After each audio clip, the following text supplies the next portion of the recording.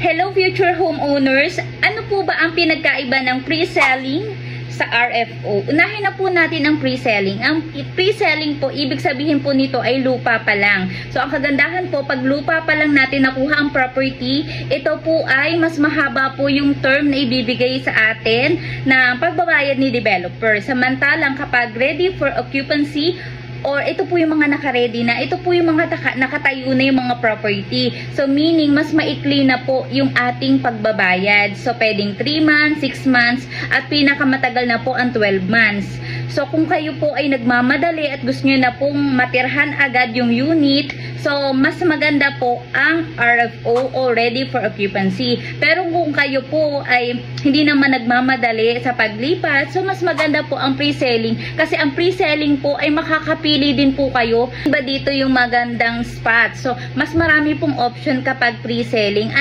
Unlike ng RFO or yung mga ready for occupancy, ito po kasi yung mga unit na napagpilian na.